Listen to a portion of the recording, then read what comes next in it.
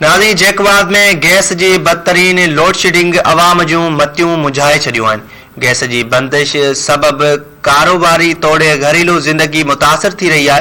तफ़सील ॾिसूं था हुज़ूर बख्श मुगैरी जी रिपोर्ट में। जैकबाबाद शहर में गैस जे बदतरीन लोड शेडिंग अवाम जूं मिनतूं मुझाए छॾियूं आहिनि।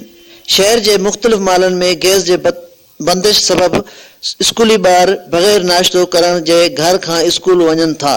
शहरनि जो चवणु हो त गैस इंतज़ामिया जे मिली भगत सबब मनपसंद इलाक़नि खां सवाइ शहर में गैस बंदि आहे। इन हवाले सां धरती टीवी सां ॻाल्हाईंदे पंहिंजा वीचार हिन रीति वंडिया। मां दवा सां चवां थो फर्स्ट लाइन फूलबाग जी सर्दी जी पहिरीं लहर जो आगाज़ थियो आहे। हिननि हथरादू गैस जी लोड शेडिंग कई आहे।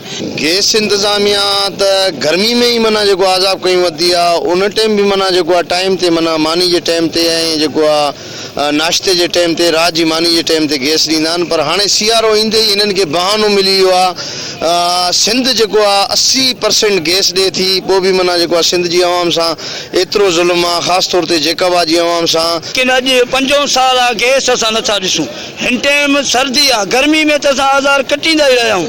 हाणे गैस ऑफिस वञ, होते तो हुन सां मिल, होते तो हुन सां मिल, ऑफिसरनि सां मिली बि थकी पिया आहियूं। हिन टाइम ते असां वटि मीटर जाम आहिनि लेकिन गैस न आहे। जेको आहे त लोड शेडिंग कई वेंदी। मां त सम्झां थो त हिते ऐं जेको आहे खटियल MNA बि जेको आहे त वफ़ाक़ जो आहे, पर हे इदारो बि वफ़ाक़ जो आहे। त मोहम्मद मियां सुमरो साहब खे अॻु में बि अर्ज़ु शहरियनि कयो हुयो, पर अफ़सोस जहिड़ी ॻाल्हि आहे त हुन ताईं का ॻाल्हि बि नथी पुॼे। ऐं हिन टाइम ताईं 4 साल थी विया आहिनि उन्हनि जी गवर्नमेंट खे, त हिन टाइम ताईं कहिड़ो ॾिसो को गैस आहे ई न, को ॿुधण वारो ई न आहे। आख़िर ही जेको सिस्टम आहे केसि ताईं हलंदो? असांजी नाइल हुकूमत आहिनि जेके ग़रीब खे न गैस जो सहूलियत ॾेई सघिया आहिनि, न बिजली जी सहूलियत ॾेई सघिया आहिनि।